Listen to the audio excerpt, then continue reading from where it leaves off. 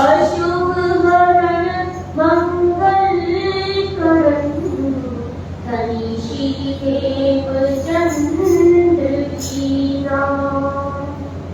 श्री प्राणनाथ निज मूलपति श्री मिहिरराज सुनाम। तेज कुंवर श्यामा युगल को पल पल करूं प्रणाम, पल पल करूं प्रणाम। कदमों लाग कर सेजदा पकड़ के तो पाए, हुक्म करत माशूक बीच आशिक के गिर जाए। माशूक तुम्हारी अंगना तुम अंगना के माशूक, ए हुक्मे इल्मे दृढ़ किया अदरू क्यों ना होए दुख दुख। इतही सेजदा बंदगी इतही जारत जगात, इतही जिगर हक दोस्ती इतही रोजा खोलात। इन पाँव तले पड़ी रहूं धनी नजर खोलो बातून, पलना मालूम निर्भु नेत्रे मेरे जीव के ही जीवन, मेरे जीव के ही जीवन। चर्चा प्रारंभ होत है सुनो साथ चित के, भजो श्री राज श्यामा श्री प्राणनाथ सखी जीवन हमारो। श्री महामति कहे साथ जी भला चर्चा का वक्त, अब तुम सुनियो चित देख लाल आगे आए बैठे इन तखत, लाल आगे आए बैठे इन तखत। बोलो श्री प्राणनाथ प्यारे की जय। सर्वसुंदर साथ के चरणों में मेरा कोटि कोटि प्रणाम।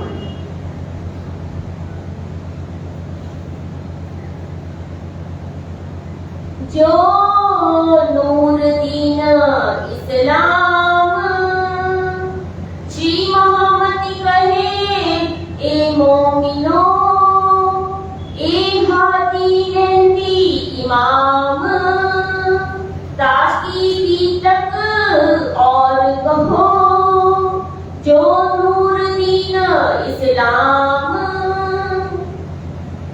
अब फिर कहो हमसे की जाको प्रबोध गुरी नाम, तहाँ 12 महीना बीतक भई संवत 1715 करे तमाम। कुतुब खां स्यों सलाह करके वजीर आया नवानगर, तब अंदर कहा महल में क्यों ऐसा जुल्म किया मेहराज पर। एक तो घर लूट लिया फिर बंद कर देखाए, बरस रोज होने आया क्यों ऐसा जुल्म पहुँचाए। चिताग छोड़ो इनको और दियो दिलासा इन, दई शिरो पाव घरों पठाओ एक दिलगीर हो बेचिन्न। चिताग वजीर बुलाए के तब ही किए खलास, किताबें उतरी कादर से बिन धाम न रही आस। एक किताबें लैके लगे बिहार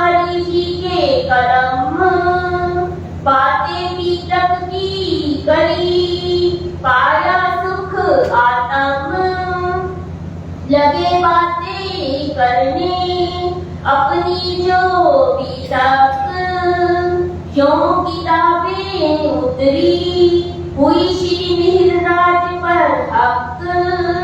साथ सबों ने इन समय देखी मेहर श्री राज, वहां पकड़ाई साथ की दई हक के हाथ श्री मिहिरराज। इत बिहारी जी चमके सुन खटरूती के सुगंध, इन तहकीक मुझ पे गई खास गिरो सैयद। इन दो शुक्रों में कहा मैंने धनी अपना, करने न देऊं जाहिर एक बानी साथ मिले।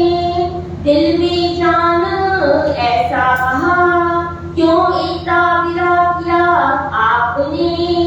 मैं तो बैठा था एक शहर में तेरे आगे नजर, तेरा बिरहा मुझ पर पड़ा इन शुक्र का देओ उत्तर। अब ये बानी रहने देओ ये चर्चा सुने साथ, अपनों जो मार्ग है सोई रहो हाथ। पानी वहां से ना पसरी वह शरत उस दिन, इंतजार थे मोमिन पर सुन सके ना एक शुगन। बोलो श्री प्राणनाथ प्यारे की जय। सुंदर साथ जी, कल का हमारा प्रसंग था सतगुरु देवचंद जी के अंतर्ध्यान की पीठक, और उसके बाद बालबाई जी जब आकर कहती हैं कि इनको गादी पर बिठाया जाए, और जब श्री मिहिरराज स्वीकृति दे देते हैं और खुद सबसे पहले आके प्रणाम करते हैं। सुंदर साथ को पता लग जाता है कि देवचंद जी की बैठक मिहिरराज ठाकुर के अंदर है, लेकिन मिहिरराज ठाकुर के कहने पर सब बिहारी जी को प्रणाम करते हैं और उनके मुख से जो भी शब्द निकलते हैं वो सुनते हैं। जब सेवा की भावना मिहिरराज ठाकुर के मन में आ जाती है तो वो सामान इकट्ठा करने लगते हैं, और जहाँ भी बिहारी जी की इच्छा खत्म नहीं होती और वो चुगली कर देते हैं राजा के यहाँ जाकर। जब राजा बिना सोचे समझे मिहिरराज ठाकुर को नजरबंद कर देते हैं, और इधर से अहमदाबाद से कुतुब खान का पैगाम आता है कि अगर कर नहीं चुकाया गया तो मैं आक्रमण कर दूंगा। राजा नजरबंद करके वहां से चले जाते हैं, और वहां पर जो लीला का प्रसंग था हफ्ते का वो हमने कल सुना कि इस प्रकार सुंदर साथ जी राजी महाराज ने हमें यहाँ पर हकीकत और मार्फत की पहचान कराने के लिए ही संसार में भेजा। जब इंद्रावती 6 महीने तक कुछ नहीं खाती, विरह में इतना डूब जाती है कि हाड़ मछली उनका शरीर बिल्कुल नारियल की उस सिर की तरह हो जाता है, सिर जब उनका, और श्वास भी छोड़ियो संग, आह भी सूखी अंग में श्वास भी छोड़ियो संग, तब तुम पर्दा डाल के मोहे लियो अपनो। तो सुंदर साथ जी यहाँ पर कसने की हद खत्म होती है और वहाँ पर पानी उतरनी शुरू हो जाती है। यहाँ पर डांगना देखती हैं छेद में से किस प्रकार प्रकाश आ रहा है, ब्रजराज की नामतें हो रही हैं, और ये नजारा देखकर उनको लगता है राजा ने बहुत ही गलत काम किया। यहाँ पर सुंदर साथी राजी महाराज हमें पहचान करा रहे हैं, क्योंकि परम धाम में हमें पता ही नहीं था कि राजी और हम एक हैं, क्योंकि मैं हक अर्श में जुदे जानती, जागती शब्द में वर्णन नहीं, क्योंकि वहाँ पर राजी महाराज से हम हैं और हम राजी से हैं, ये पहचान नहीं थी। तभी वो इश्क का कारण बना कि हमने कहा हमारा इश्क बढ़ा। परम धाम में मार्फत स्वरूप में ही राजी हैं, और वो जब उनके अंदर से हृदय से जब प्रकट होते हैं तो श्यामा जी महारानी खूब खुशहालियां 25 वर्ष सब बनते हैं, वो हकीकत के रूप में प्रकट होते हैं। लेकिन परम में हमें ये पता नहीं था, तभी खेल का कारण बना। रांची महाराज ने अपनी साहिबी दिखाने के लिए इस संसार में हमें उतारा।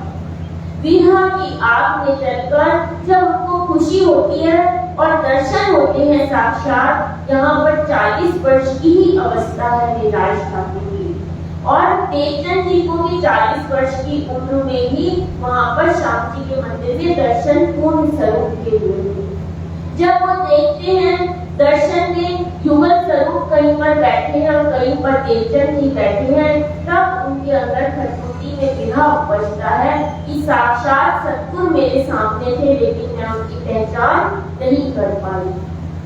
जहाँ जितनी वाणी उतरती है वो सब लिख कर उधर ठाकुर जी एक जगह पर इकट्ठा कर देते हैं, और इधर से जब राजा वापिस आता है तो रानियां उनको कहती हैं कि तुमने नीलाश ठाकुर पर गलत आरोप लगा के उनको नजरबंद कर दिया, क्योंकि वो तो एक महापुरुष है, हमने खुद यहाँ पर दास की नामते देखी है। अब उनको उनसे माफी मांगकर इनको भूषण शिरोपाप देकर यहाँ से सम्मान के साथ विदा करें। अब यहाँ से नीलाश ठाकुर चल पड़ते हैं।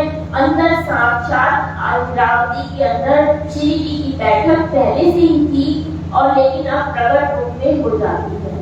अब यहाँ पर नीलाश नहीं रहते, रामनाथ जी बन जाती है यहाँ पर सुंदरसा जी, क्योंकि पहचान अंदर से हो जाती है। पहले आत्मा के अंदर विराजमान तो थे, लेकिन पहचान नहीं थी।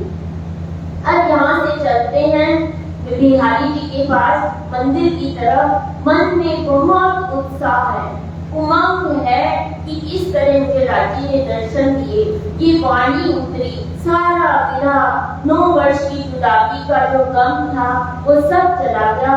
देवचंद जी से जो शिकायत करते थे वो सब भी खत्म हो गई, क्योंकि साक्षात राजी महाराज ने दर्शन दे दिए थे। जब वाणी की किताबें लेकर चलते हैं तो मन में एक उत्साह है सुंदरसा जी, तभी कहा जाता है, तभी उन्होंने खटूती ने भी कहा सुंदरसा जी कि तोता बनाकर मैं हृदय के पिंजरे में आपको रख लूं और अपने शरीर को मीठे अंगूर के रूप में राज्य के सामने प्रस्तुत करूं। अब मेरे से कोई भी धनी को नहीं छीन सकता। ये वाणी खटूती ने उन्होंने उतारी। उत्साह और उमंग में सुंदरसा जी कहते हैं, जब भी त्योहार मनाए जाते हैं तो आप देखोगे शुभ अशुभ पर शुभ की विजय का ही संदेश जाता है। चाहे वो राम रावण का युद्ध होता है तब दिवाली मनाई जाती है, और ये भी पौराणिक कथा में माना जाता है कि दिवाली पर पहले लक्ष्मी पूजा नहीं होती थी, क्योंकि समृद्धि थी, खुशहाली थी भारत में, तब ये लक्ष्मी पूजा का चलन नहीं था, ये बाद में हुआ। त्योहारों में उत्सव हम किस लिए मनाते हैं? खुशी के लिए। लेकिन अगर आपके अंदर हमेशा ही खुशी हो तो ओशो ने इस बारे में बहुत अच्छा कहा है कि उत्सव का अर्थ है अनुग्रह करना, यानी कि हर पल उस परमात्मा का शुक्राना करना कि तुमने मुझे जो दिया है वो कहीं ज्यादा, आकाश से भी ज्यादा दिया है, मैं तो इस लायक नहीं था। उन्होंने इसकी व्याख्या, उत्सव की व्याख्या अनुग्रह के रूप में करी। और सुंदरसा जी ओशो ने भी ये कहा, आपके अंदर ही आनंद है और आप आनंद से ही उत्पन्न हुए हो। हमारा मूल संबंध की सुंदरसा जी आनंद से ही है। आनंद हमारे हृदय में ही है, लेकिन जब माया का दुख हमारे अंदर आता है तो वो आनंद गायब हो जाता है संसार में आकर। अगर आप हर पल प्राची के पास रहोगे, प्राची का शुक्राना करोगे, तो आनंद की तरंगें आपके अंदर हमेशा रहेंगी और माया का दुख भी चला जाता रहेगा। जब बिहारी जी के पास इतनी खुशी के साथ मन में उमंग है कि मैं वाणी सुंदर साथ को सुनाऊंगा, और बिहारी जी के कदमों में आकर नीलाश ठाकुर प्रणाम करते हैं और सारी बात बताते हैं, तो बिहारी जी तो गुस्सा हो जाते हैं कि आज तक तो देवचंद जी ने ज्ञान के बारे में कुछ लिखा नहीं, और तुम इस तरह की बात कर रहे हो। और खटूती के वचन सुन के तुमको लगता है कि अगर ये वाणी बाहर निकली तो मेरा महत्तम चला जाएगा और सुंदरसार बेराज ठाकुर को ही सतगुरु रूप में मानने लग जाएंगे। क्योंकि खटूती में ये आया, सही तू मेरा ले बैठी कोई न दिखावन हार, देख तू पीऊ ले अपना तो मैं सुहागिन नाम। 7 शब्दों में कह दिया कि मैंने तो अपना धनी पा लिया है। अब ये भी शब्द कहते हैं बिहारी जी कि तुमने ये विवाह क्यों किया, मैं तो तुम्हारे एक ही शहर में बैठा था, तुम्हें इतना विवाह करने की क्या जरूरत थी।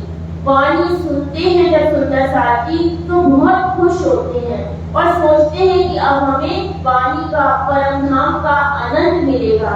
लेकिन वहाँ पर जो महिलाई वाणी वहाँ न फंसी, क्योंकि उन्होंने बिहारी जी ने सारी किताबें ले ली और वहाँ पर रख दी। अब सुंदरसार ना सुन सकता था। अब यहाँ पर श्री जी बाहर निकलने का प्रयास करते हैं कि मैं यहाँ से बाहर निकलूं तो मैं कैसे सुंदरसार की जागनी करूं।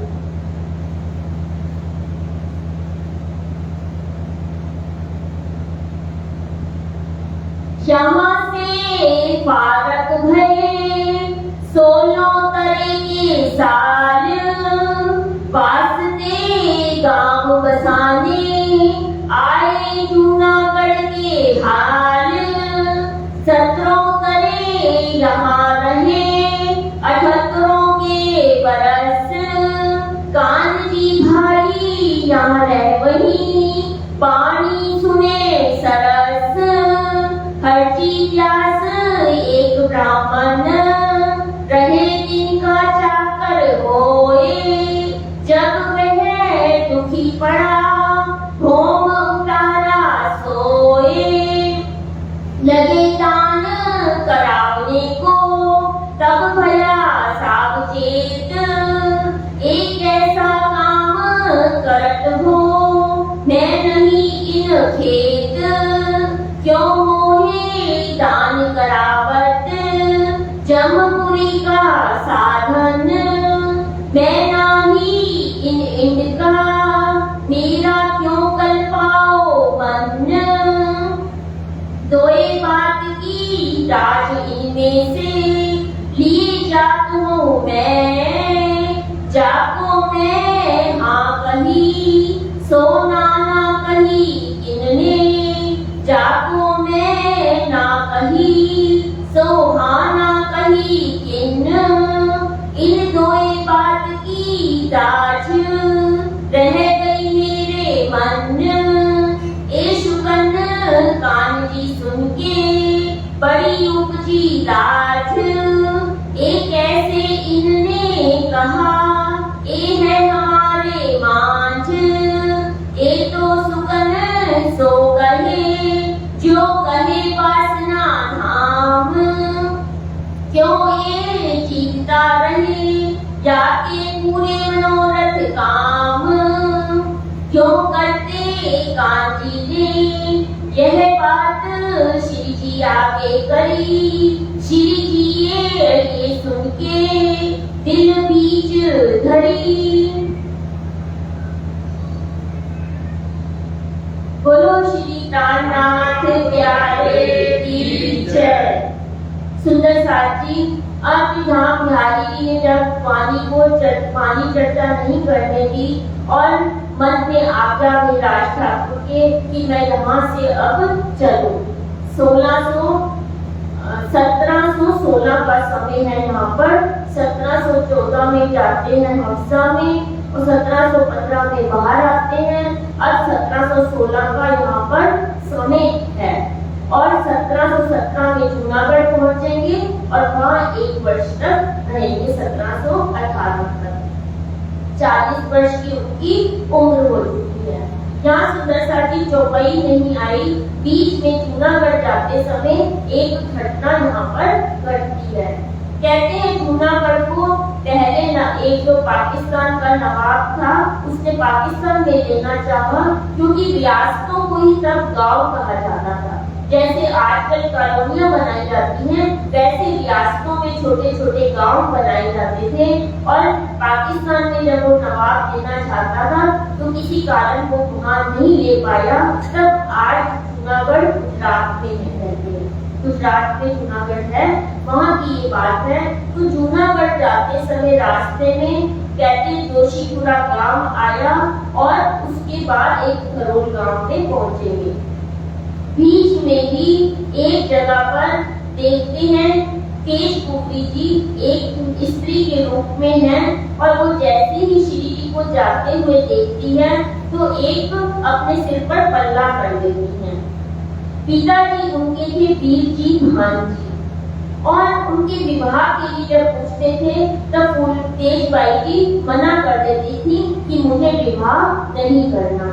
रास्ते में नदी के किनारे पर श्री जी वहां पर बैठे हुए हैं और वीर जी भान की पुत्री तेजपुरी भी साथ में है और दूर से देखती है श्री जी को तो तुरंत अपने सिर पर पल्ला कर लेती है। जब वीर जी भान जी पूछते हैं कि ये तू क्या कर रही है, क्योंकि कहते हैं जब सिर पर पल्ला करती हैं तो शादी का होता है कि लड़की ब्याह के लिए तैयार हो गई।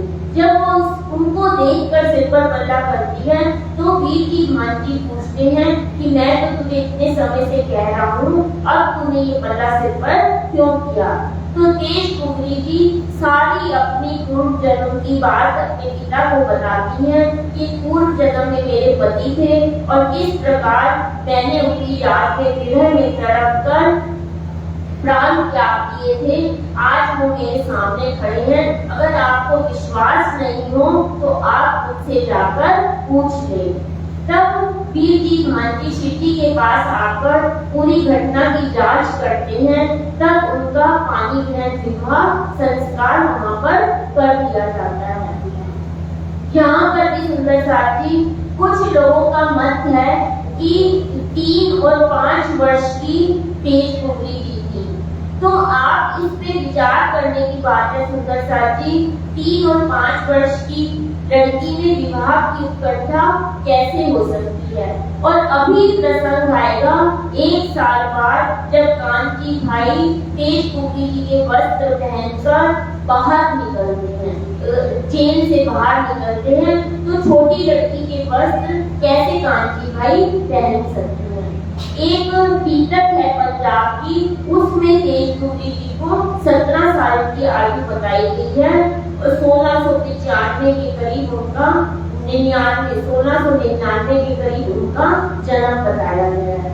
यहाँ पर यही माना जा सकता है कि तेजपुरी जी की आयु 17 से 18 वर्ष होनी चाहिए, क्योंकि ये थोड़ी सी सुंदर साथी कई बार मन में भ्रांतियां होती हैं तो उसका निवारण कई बार किसी दूसरी किताब से भी मिल जाता है। तो किसी सुंदर साथ ने अध्ययन करके ही ये बात यहाँ पर लिखी कि उनकी आयु करीब करीब 17 वर्ष की थी, क्योंकि कहा जाता है सुंदर साथी प्रेम अगाध होता है। प्रेम उनका फूलबाई का अमलावती की वासना है और बिछड़ के उन्होंने प्राण त्यागे थे तो तुरंत दूसरे शरीर में प्रवेश कर दिया वहां से। जैसे ही तन छोड़ा तो तेजपुरी के शरीर में प्रवेश कर गई और अब यहाँ पर धनी से मिलाप हो जाता है। यहाँ पर ये जूनागढ़ के रास्ते में जाते हुए किस्सा आता है, यहाँ नहीं लिखा हुआ है इधर पे। अब शिवजी साहब पानी जल संस्कार भी हो गया और वहां पर जूनागढ़ की तरफ चल पड़ते हैं। यहाँ पर एक विद्वान रहते थे हरजी व्यास जी और कांची भाई उनकी दिन रात सेवा करते थे।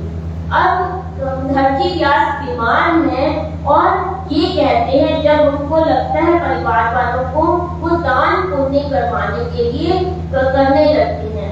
तब हरजी व्यास कहते हैं कि तुम दान पुण्य क्यों करवा रहे हो, क्या मुझे नरक में डालोगे क्या। ये बात जब कहते हैं तो कांची भाई उनका चाकर था तो वो सोचता है कि ये हरजी व्यास कैसे है। नाम पहले कृष्ण द्वैपायन था। जब उन्होंने वेदों का अध्ययन कर लिया पूर्ण रूप से तब उनको वेद व्यास की उपाधि मिली। आप यहाँ देखेंगे कई सुंदर साथ के नाम है हरजी व्यास, हरजी व्यास का या गोविंद व्यास जी भी आगे आएंगे। तो व्यास एक उपाधि के रूप में है, जैसे शंकराचार्य वाले भी लोग मानते हैं, जो गद्दी पर बैठते हैं वो सोचते हैं हम शंकराचार्य जी हैं। ये एक उपाधि के रूप में है, तब इनका नाम हरजी व्यास है। और जब ये गद्दी पर बैठते हैं तो सोचते हैं कि हम तो वो वेद व्यास जी बन गए, अब हमसे कोई प्रश्न ना पूछा जाए। और ये बहुत ज्यादा बड़े विद्वान थे, इनको भागवत का भी पूर्ण ज्ञान था। अब यहाँ पर दान पुण्य की बात कही गई है सुंदर साथ जी। क्या कहते हैं, पुण्य क्या होता है, पाप क्या होता है? कहा जाता है किसी को मन वचन कर्म से पीड़ा ना पहुंचाना ही पुण्य है, इससे बड़ा पुण्य कोई नहीं। और किसी को मन वचन से पीड़ा पहुंचाना पाप है। यहाँ पर ये पाप पुण्य की परिभाषा करी गई। एक सुंदर साथी सच्ची घटना किसी ने सुनाई थी कि हिमालय में कोई व्यक्ति, कोई साधु वहां रहते थे और बहुत से व्यक्ति तीर्थ करने के लिए हिमालय पर गए। तो उस साधु ने अपनी घटना बताई कि मैं एक बहुत बड़ा व्यापारी था, एक दिन मेरे यहाँ मुझसे बहुत बड़ा व्यापारी मेरे यहाँ आया और मुझे लगा कि मैं इसको मारकर बहुत बड़ा सेठ बन जाऊंगा। उसने खाने में मिलाकर उस सेठ की हत्या कर दी और खुद बड़े नाम शौहरत के साथ बड़ा व्यापारी बन गया। उसके यहाँ एक पुत्र का जन्म होता है, लेकिन पुत्र बीमार रहता है और जुआ होने पर उसकी हालत बहुत खराब हो जाती है।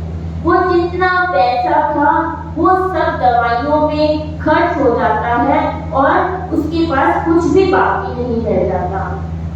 जब उसका पुत्र मरने लगता है तब वही सेठ जिसको उन्होंने विष दिया था कहते हैं कि मैं तुम्हारे बेटे के अंदर उसी वक्त आ गया था, अब तुम्हारा बेटा बचेगा नहीं क्योंकि तुमने मुझे विष दिया था। तुम्हारे बच्चे की भी मृत्यु हो जाएगी और उसका धन भी चला जाता है। सुबह उठ के वो देखता है कि उसके पुत्र की मृत्यु हो गई और वो वहाँ घर से निकलकर तपस्या के लिए हिमालय में आ गए। तो सुंदर साथी यहाँ पर ये भी संदेश जाता है, शुभ अशुभ कर्मों का फल मिलता है, लेकिन आप जो भी कर्म करें वो अनासक्त भाव से करें। सेवा भी करें तो उसमें आसक्ति नहीं रखें। तभी कृष्ण ने कहा फल की इच्छा मत करो, कर्म करो, अनासक्त भाव से करो। आप संसार में भी रहो तो आसक्ति मत रखो रिश्तेदारों से, संबंधियों से, क्योंकि आपको तो पहचान हो चुकी है ना सुंदर साथी। इसलिए यहाँ पर कहा गया।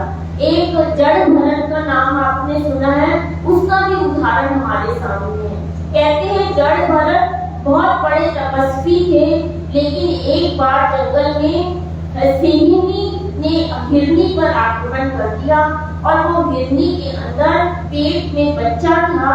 वो हिरनी जान बचाने के लिए छलांग लगाती है, लेकिन बच्चे को जन्म दे देती है। और यह सब जड़ भरत देख रहे थे, उनके अंदर एक आसक्ति भाव जाग गई और वो बच्चे को बड़ा करने लगे और तपस्या भूल गए। सारा ध्यान उनका हिरनी के बच्चे में चला गया, तपस्या नहीं रह गई और जब मृत्यु हुई तब उनका दोबारा जन्म हिरनी के रूप में हुआ। लेकिन उनको पहचान थी, पूर्व जन्म याद था, तो इस बार उन्होंने किसी में आसक्ति नहीं रखी और वो जड़ भरत इतिहास में कहलाए।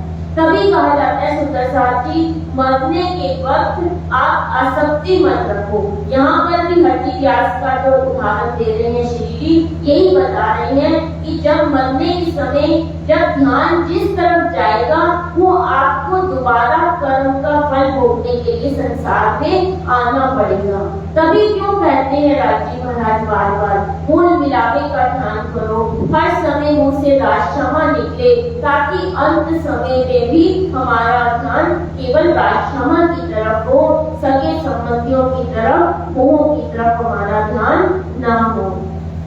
यहाँ पर हरजी व्यास जब कहने लगते हैं, कानजी भाई उनके साथ हैं और पूछते हैं कि दान पुण्य मत करवाओ, तो कानजी भाई के मन में विचार आता है कि कोई ब्रह्म आत्मा ही ऐसा कह सकती है कि मुझे दान पुण्य मत करवाओ, क्योंकि सारी दुनिया तो दान पुण्य के चक्कर में ही पड़ी हुई है, शुभ अशुभ कर्मों में है। ये कह रहे हैं कि मेरे लिए नरक का द्वार मत खोलो कर्म कांड कर। जब ये कांड की भाई सुनते हैं तो श्री जी के पास आते हैं। श्री जी को कहते हैं कि इस तरह से एक हरजी व्यास ब्राह्मण है और वो इस तरह के शब्द बोल रहा है, क्या पता वो हमारे साथ में हो, कोई ब्रह्म आत्मा हो, तो आप वहाँ पर चलने की तैयारी के लिए हाँ कर दें। तब आगे श्री जी क्या कहते हैं उससे पहले हम एक छोटा सा भजन सुनते हैं। बोलो श्री प्राणनाथ प्यारे की जय।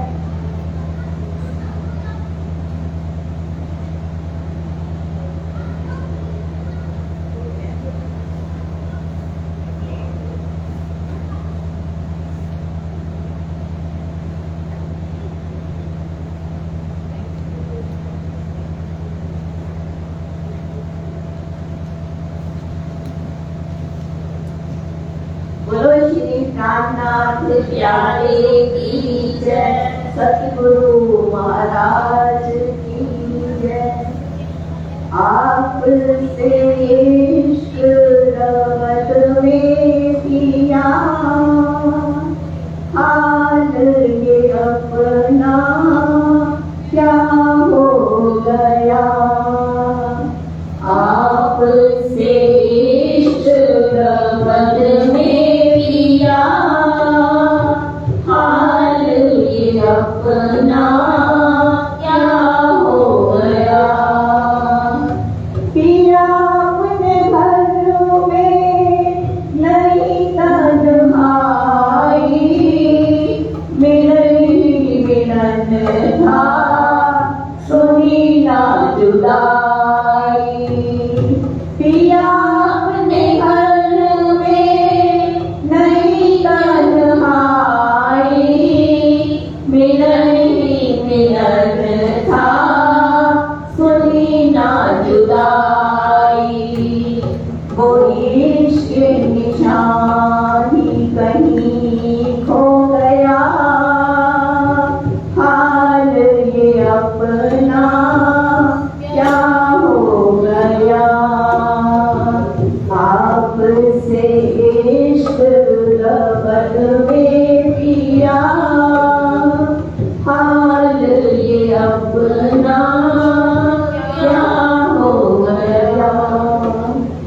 मस्ती के घेरों में हम तुम बंधे थे, इश्क के बोल ही कहे और सुने थे।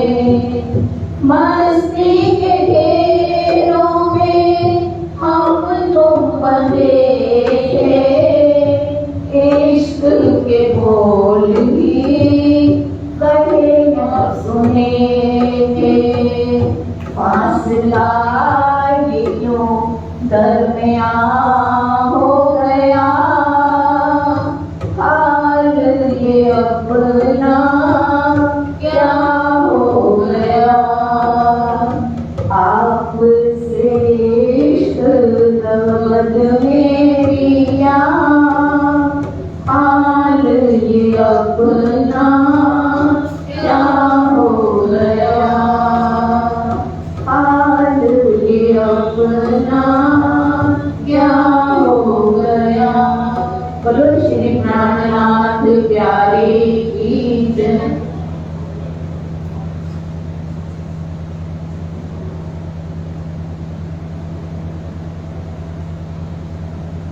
बोलो श्री प्राणनाथ प्यारे की जय।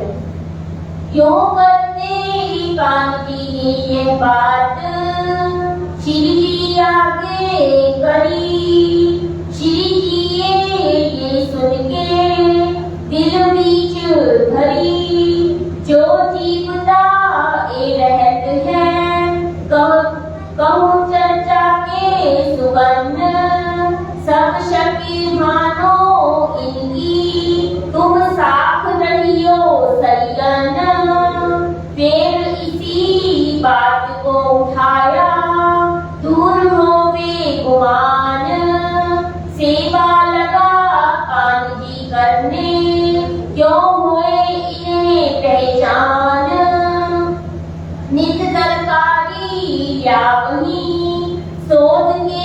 बागों से, तब राजी होवे कान जी पर, कहो शाबाश मैं मांग जो कछु मांगना, सो मैं देऊं तो को, तेरा जी मुझे बहुत किया इन सेवा के हो, जो 1000 रुपया दे वही मैं राजी ना बिन ऊपर, तेरी तरकारी की सेवा से खुशहाल हुआ इन पर।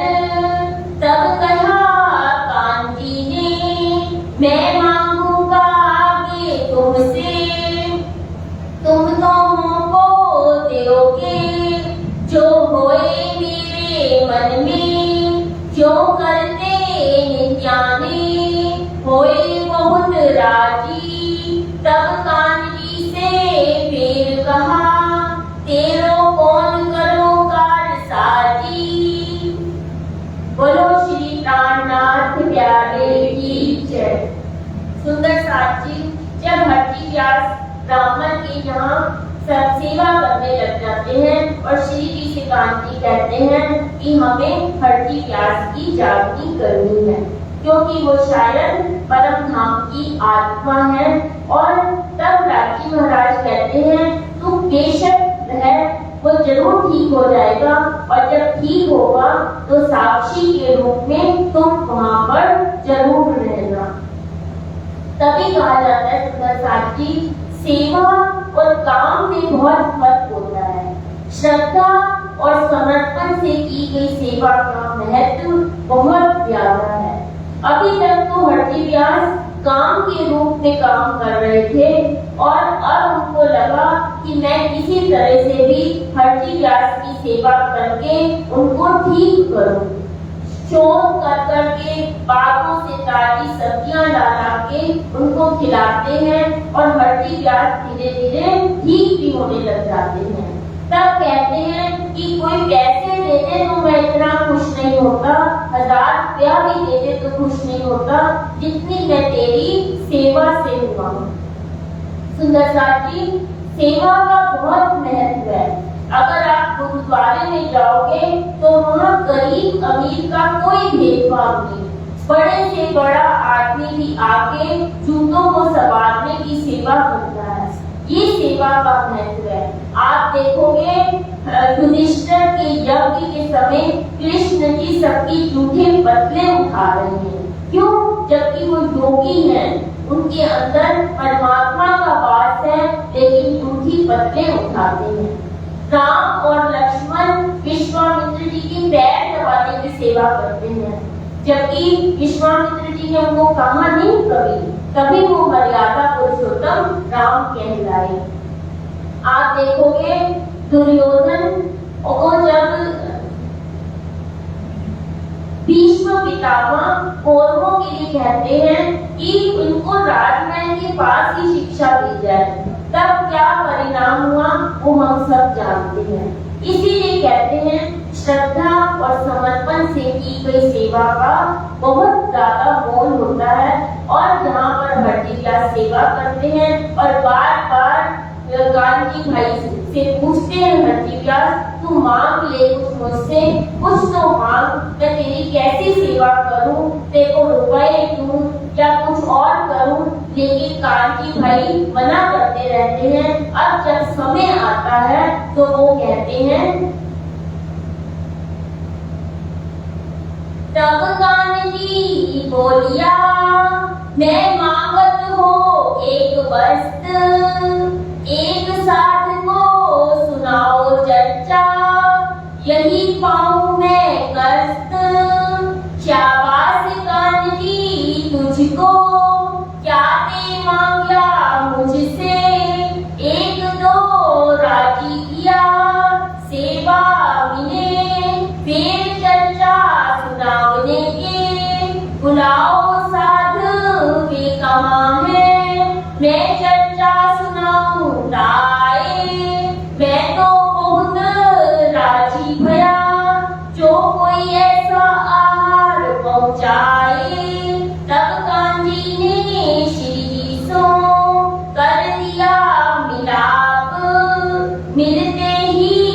सुख पाइया करने चर्चा लगे आप।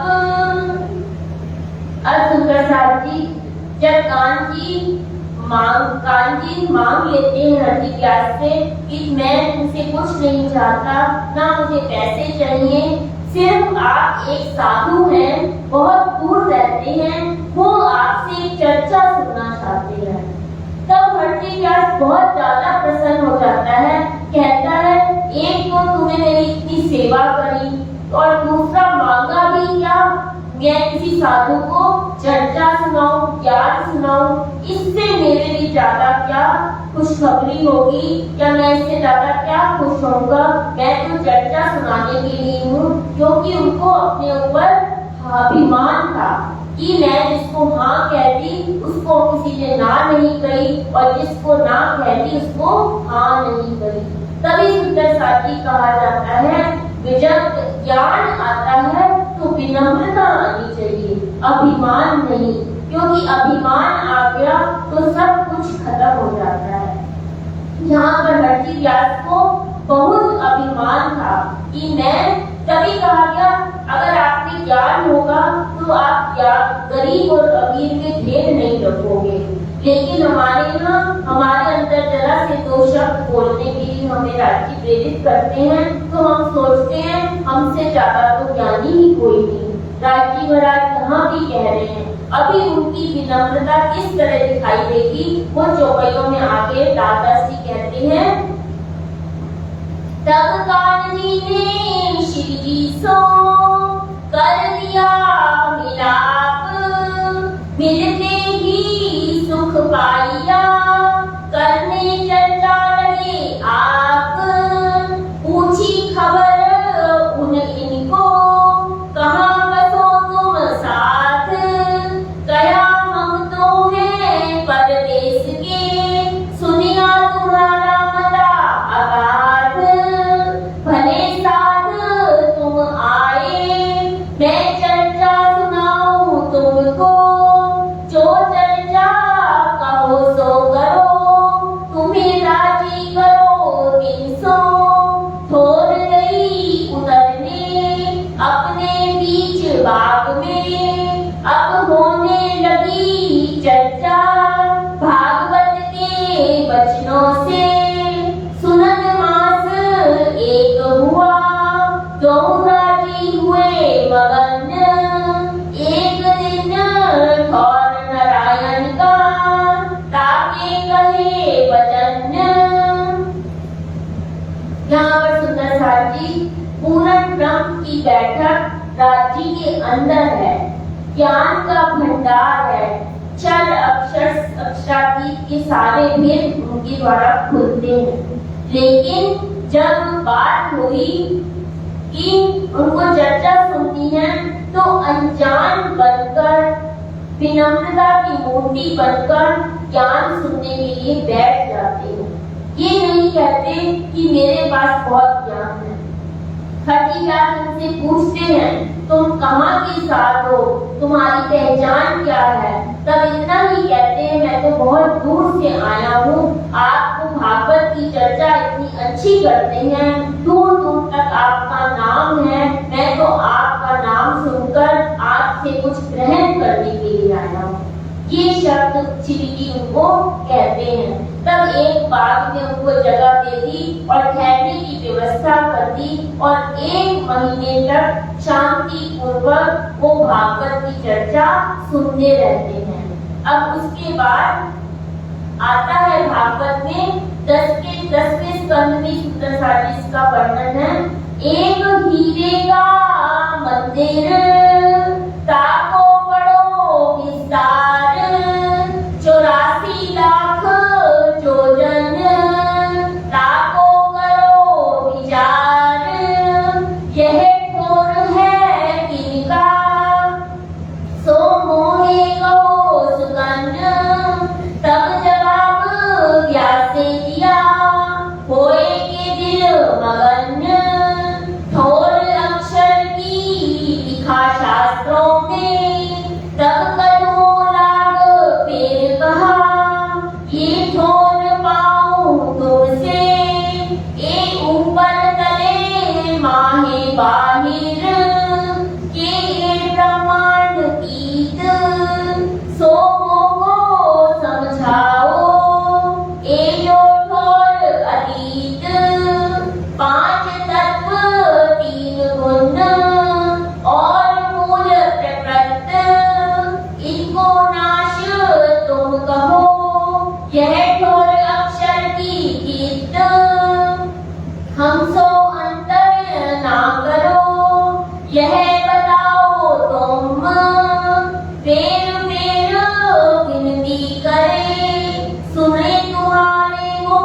हम। तब जवाब क्या से दिया यह ठोर आदि नारायण, क्षीर सागर में रहते हैं लिखी शास्त्रों में पहचान। तब श्री जी ने कहा ये तो कहा मिले इंद, ये महाप्रलय में ना रहे उड़े त्रिगुण समेत ब्रह्मांड। फेर विनती करे हम सो करो ना अंतर, हमें तुम बिना कौन समझा वही दिखाएंगे बड़ंतर। सुंदर साथ जी, ये चौपाइयों में आपने जैसा कि सुना कि भागवत की चर्चा हो रही है। एक महीने तक श्री जी बड़े विनम्रता के साथ सुनते रहते हैं, जबकि ज्ञान का सागर उनके अंदर ही विराजमान है। भागवत में सुंदर साथी 10वें स्कंद में एक प्रसंग आता है कि एक ब्राह्मण का पुत्र मर जाता है वो द्वारिका में, और वो कृष्ण बलराम और अर्जुन के महल के बाहर आकर के 2 शब्द कहता है कि जहाँ द्वारिका में कृष्ण रहते हैं, अर्जुन जैसे वीर हैं और मेरा पुत्र यहाँ पर मर गया है, इसको जिंदा करो। तब अर्जुन कह देते हैं कि मैं इसको आपके यहाँ जब दूसरा पुत्र होगा तो मैं उसको मरने नहीं दूंगा, और अगर मैंने मरने दिया तो मैं जलती हुई चिता में खुद को भस्म कर दूंगा। ये वचन वो ब्राह्मण को अर्जुन दे देते हैं। कृष्ण सोचते हैं ये अर्जुन ने ऐसा वचन कैसे दे दिया। जब ब्राह्मण की दूसरा पुत्र होने लगता है तो अर्जुन तीरों की शैया से ऐसा घेरा बना देते हैं कि वहाँ हवा भी प्रवेश न कर पाए, लेकिन बच्चा मरा हुआ ही होता है। तब अर्जुन को चिता में जलने का प्रण किया हुआ ले जाते हैं वहां पर, और आदि नारायण तब कहते हैं यहाँ मैंने कृष्ण तुम्हारे दर्शन के लिए तुम्हें ये स्वांग रचा था, और उसका पुत्र भी जीवित हो जाता है। ये कहते हैं भागवत में प्रसंग आता है। भागवत के भेद भी साथी दुनिया वाले नहीं खोल सकते। अब यहाँ पर जैसे ही बात चली एक हीरे का मंदिर है, आज तक पंडित हो कोई भी हो विद्वान इसका भेद नहीं खोल पाए। अब श्री जी बार बार उनके आगे चरणों में प्रणाम करते हैं कि इसका स्थान बताओ, ये 84 लाख योजन का कौन सा स्थान है। कभी कहते हैं अक्षर भगवान का हरजी व्यास कहते हैं, जब श्री जी कहते हैं कभी आदि नारायण का स्थान बता देते हैं, तब श्री जी बार बार उनके चरणों में गिर कर कहते हैं मुझे तो आप ज्ञान दो, क्योंकि 14 लोग 5 तत्व 3 गुण का तो विनाश हो जाता है महाप्रलय में, तब ये स्थान कहाँ रहेगा, कहाँ पर परमात्मा का निवास है, ये हीरे का मंदिर कहाँ पर है, ब्रह्मांड के ऊपर है, ब्रह्मांड के नीचे है, ये कहाँ पर है, मुझे तो इसकी बताओ। मुकदमों में लगकर बार बार कहते हैं। जब भट्टी व्यास की समझ में नहीं आता तब वो विद्वानों को ही दोष देने लग जाते हैं। फिर कहते हैं तब व्यास ने उठ के कहा मोहे कहत तुम क्या, शास्त्रों में ऐसा लिखिया क्यों क्या उत्तर देऊं इनका। कहा कटु वचन आचार्यों को इन्हों ऐसे ही लिखे सुगन, तो मैं इत क्या करो क्या निशा करो मोमिन। तब कान जी ने कहा कछु अक्षरातीत की पूछो बात, देखे क्या जवाब करत है सुने इनके मुख विख्यात। आया जोश श्री जी को दिया धक्का कर हाथ,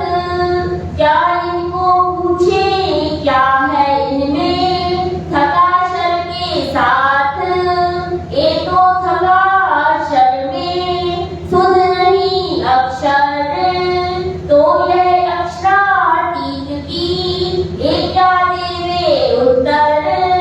जब रीस करके कहा श्री जी ने सुगंध, तब व्यास की सुध गई यह बात सयन। तब श्री जी ने कहा सुनो व्यास वचन, जो मैं आया तुम पे सुनने चर्चा के सुगंध। तुम वचन अंत समय कहा था मुख ये, मैं नहीं इनका क्या दान करो मैं। और जागो मैं हाँ कही ताकि ना कही किन। किस वास्ते गुमान भान ने मैं भेजा तुम पर सयन। हमको पठाए हक ने तुमको राखे दिन। जिन पर मेहर भगवान की गुमान भान करे रोशन। तब व्यासे वचन कहे हे भगत राज, मैं कहा यो कर मेरा अर्थ था इन काज। बोलो श्री प्राणनाथ प्यारे की जय। अब सुंदर साथी जी आपने जैसा चौपैया में सुना, अब श्री जी को गांधी भाई जब उसने कुछ समझ में नहीं आ रहा, तब गांधी भाई कहते हैं श्री जी इनसे कुछ अक्षरातीत की बात तो करो। तब श्री जी के अंदर जोश आ जाता है और धक्का देकर गांधी को कहते हैं कि ये तो अक्षर में ही थक गया, तो मैं इससे अक्षरातीत की। कोई परमात्मा ने मेरे लिए कुछ भेजा है जिसकी मैंने पहचान नहीं करी। तब हरजी व्यास को श्री जी कहते हैं कि मैं यहाँ तुम्हारी चर्चा सुनने के लिए नहीं आया, तुम्हें बहुत अभिमान था कि मैंने जिसको हाँ कहती उसको ना नहीं करी और जिसको ना कहती हाँ नहीं करी। परमात्मा ने तुम्हारे अभिमान को चूर करने के लिए ही यहाँ पर भेजा है मुझे। तब उसकी सुध चली जाती है और वो आगे क्या कहते हैं उससे पहले हम एक छोटा सा भजन सुनते हैं। बोलो श्री प्राणनाथ प्यारे की जय।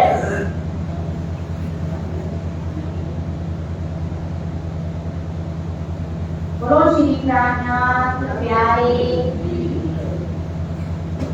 सुती काते सखी दिन राते सखी समय नगवाना।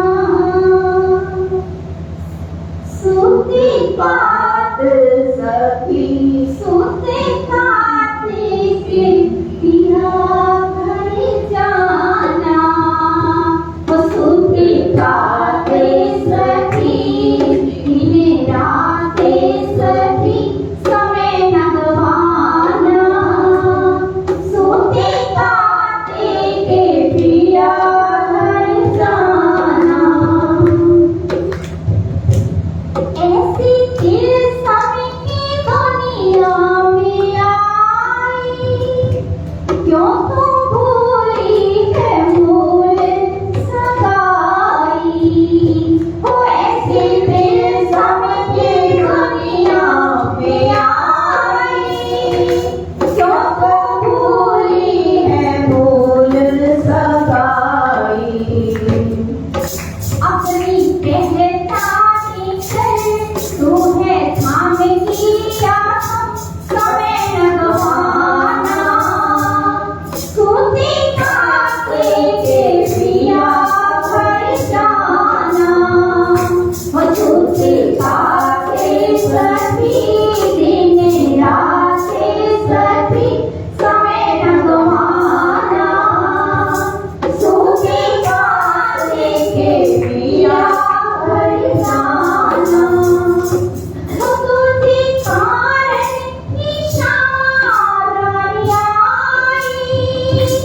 क्यों तुम भूली वो सार तन लाई। वो सुती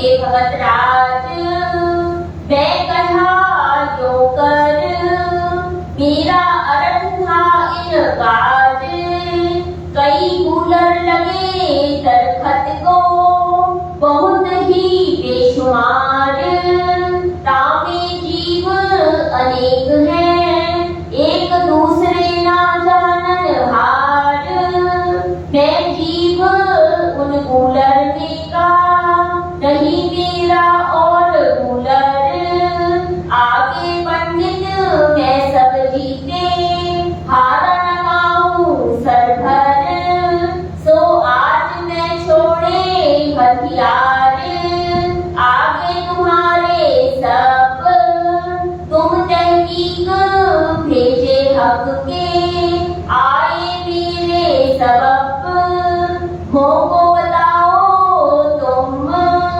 वह जो रहा मुस्तकीम, मैं तो कछु ना जानत, मोहे दिखाओ असीम, चेता अंकुर इनका, तोलो बड़ी सोबत, फिर दिल से जुड़े पड़े, आए नौतनपुरी तीर्थ। बोलो श्री नाथ प्यारे की जय। सुंदर साथ जी, अब हरकी व्यास श्री जी के कदमों में पड़ जाते हैं, क्योंकि उनको पहचान हो गई कि ये तो हम के भेजे हुए कोई बंदे हैं, जिन्होंने मेरा अभिमान चूर करने के लिए यहाँ पर आए हैं। मैं अपने आप को बहुत ज्ञानी समझता था, लेकिन मेरे पास तो कुछ ज्ञान है ही नहीं। तब हरकी व्यास कहते हैं, श्री जी के चरणों में बार बार पढ़ते हैं कि आप मुझे पहचान कराओ कि आप कहाँ से आए हो, आदि नारायण का स्थान क्या है, सृष्टि की रचना कैसे हुई, मुझे इस बारे में कुछ नहीं मालूम। फिर हरकी व्यास अपने को कहते हैं कि मैं तो एक कूलर का फल है होता है, उसके अंदर फल के अंदर अनेक कीड़े होते हैं और वो कीड़े भी एक दूसरे को नहीं जानते, और दूसरा फल पास में लगा हुआ है, उसके अंदर कीड़ों की भी पहचान दूसरा कूलर का फल नहीं कर पाता। तो कहते हैं कि मैं तो उस कूलर के फल की तरह और उस कीड़े की तरह हूँ जो आसपास के कीड़ों को भी नहीं जानता। मैं एक फूक मंडूक की तरह रहा, मेरे अंदर कोई भी ज्ञान नहीं है। आप मुझे बताएं कि मेरा उद्धार करें, जिससे मैं शरक्षर की बात समझ के अपने आप का मोक्ष प्राप्त कर सकूं। तब श्री जी उनको बताते हैं कि किस प्रकार सृष्टि की संरचना हुई, हीरे का मंदिर क्या है। और जैसे ये बार बार कहा कहते हैं, कभी आदि नारायण को हीरे का मंदिर कहते हैं, कभी अक्षर का कहते हैं। तो सुंदर साथ जी, क्योंकि भागवत में ये प्रसंग में स्पष्ट रूप से बताया ही नहीं गया है, तभी वो बार बार हरकी व्यास कहता है कि विद्वानों ने नहीं लिखा, आचार्यों ने नहीं लिखा, तब मैं कहाँ से बताऊं कि ये 5 तत्व के अंदर है, 14 लोक के अंदर है, ऊपर है या नीचे है। तब श्री जी बताते हैं कि सृष्टि की संरचना अक्षर भगवान के द्वारा संकल्प रूप में जब की जाती है जागृत अवस्था में, तब वह संकल्प सत्य से सत स्वरूप से होते हुए, केवल ब्रह्म से होते हुए, सबलिंग से होते हुए अव्याकृत के अंदर वो विचार संकल्प रूप में आ जाता है। अव्याकृत से जो सृष्टि मन जब उनका संकल्प करता है सृष्टि की रचना का, तब अव्याकृत के मन का स्वरूप आदि नारायण की उत्पत्ति होती है। और आदि नारायण की उत्पत्ति के बाद ये तीनों सृष्टि के जो कारणहार है ब्रह्मा विष्णु महेश, उनकी उत्पत्ति होती है और उसके बाद सृष्टि की संरचना होती है। अब भागवत में या कहीं पर भी कृष्ण का जो भी आपने प्रसंग सुना था, वो आदि नारायण का था कि आदि नारायण को ही लोग समझते हैं कि ये ही हीरे का मंदिर है। क्यों कहते हैं कि जो प्रतिबिंब पड़ा अव्याकृत से प्रतिबिंब भी जो पड़ता है आदि नारायण के अंदर, तो उसका प्रतिबिंब और बिंब दोनों को एक ही माना जाता है। जब हम देखते हैं शीशे के अंदर तो हमारा प्रतिबिंब दिखाई देता है, लेकिन हम प्रतिबिंब को पकड़ नहीं पाते। वैसे ही आदि नारायण की जो संरचना हुई वो अक्षर भगवान के अव्याकृत मन से उत्पन्न हुई। तो जो प्रतिबिंब का घर है वो ही बिंब में पड़ता है, इसीलिए कुछ लोग आदि नारायण को कह देते हैं और कुछ लोग अक्षर भगवान के अव्याकृत स्वरूप को हीरे का मंदिर कह देते हैं। लेकिन वास्तव में हीरे का मंदिर अक्षर ब्रह्म का निवास स्थान ही है। अव्याकृत को प्रणव ओम भी कहा गया है। ये भेद आज तक ब्रह्म ज्ञान के सिवा कोई खोल नहीं सकता था। सबने इशारों में बात लिखी हुई थी। श्री जी बहुत अच्छे से समझाते हैं उसको, हरजिव्यास को, तब वह बहुत प्रसन्न हो जाता है। जितना अंकुर हरजिव्यास का था उसने लिया। अब यहाँ से शिव जी साहब फारग हो जाते हैं और उनके मन में क्या विचार आते हैं। संवत 17 से 19 देश पराया कुतुब खान, उन इल्हाम हुआ थी ब्रह्म सृष्टि की पहचान। कसाला उत साथ को देखा उत बैठे, तब दौड़े आए बिहारी जी पे, आए बातें करिए, फिर भी सौंदर्य जाम सत्ता की, लई दीवानगिरी सम, सारा कसाला सिर पर खींच लिया तब। यहाँ से फिर गुजरात गए वजीर संग जाम, कहाँ से माया छोड़ के लिया मोमिनों का सिर काम।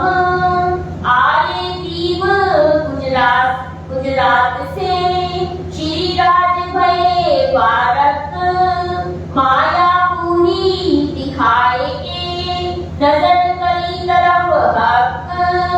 श्री मामती कहे ब्रह्म सृष्टि को, माया में खेल की कहो, अब आगे की कहो, ए जो भी तक भई। बोलो श्री प्राणनाथ के प्यारे की जय। अब सुंदरसार जी जूनागढ़ का प्रसंग खत्म हो जाता है और श्री प्राणनाथ जी मिहिराज ठाकुर के मन में, क्योंकि बैठक हो चुकी है शिव जी साहब की, उनके मन में पहले ही इल्हाम हो जाता है कि जामनगर में फिर से कुछ होने वाला है, सुंदरसार पे कसाला आने वाला है। क्योंकि अंदर शिव जी साहब बैठे हैं तो वो अपने सुंदरसार पे दुख कैसे देख सकते थे सुंदरसार जी। तो यहाँ पर उनके मन में आया तो वापस वो जामनगर आते हैं। 1720 का समय हो जाता है जब तक, और वापस से बिहारी जी को आके प्रणाम करते हैं और माया का काम वजीर दीवानगिरी का वापस से ले लेते हैं अपने सर पर। उनको मालूम था कि क्योंकि कुतुब खान का फिर से संदेश आ जाता है कि अगर तुमने कर नहीं चुकाया तो मैं आक्रमण कर दूंगा। श्री जी को सब पता है राजा के पास धन नहीं है और वो कहां से लाएगा और कुतुब खान आक्रमण कर देगा। तब ये वजीर को लेकर साथ में चलते हैं गुजरात में, अहमदाबाद में, और वहां जाके वो कुतुब खान कह देता है कि अगर मेरा कर नहीं चुकाया राजा ने इतने समय तक तो मिहिराज ठाकुर को फांसी का फंदा लगा दिया जाएगा। शिव जी साहब चल पड़ते हैं और कांजी भाई भी साथ में ही हैं। साथ में सोचते हैं कि अब कैसे किया जाए और खुशी खुशी जान देने के लिए तैयार हो जाते हैं। सुंदरसार जी कांजी भाई को भी आप अभी आगे देखेंगे तो किस प्रकार उन्होंने त्याग किया। आज हम लोग तो केवल सगे संबंधियों के लिए भी त्याग नहीं कर पाते, लेकिन महापुरुष ऐसे होते हैं जो दूसरों के लिए जान भी दे देते हैं। कल्याण की भावना से, और उनका नाम इतिहास में अमर हो जाता है। अब दिन रात ये प्रश्न मन में इंद्रावती के अंदर भी है, विश्वास डामाडोल हो चुका है कि अब क्या करेंगे, क्योंकि फांसी का दिन नजदीक आने वाला है।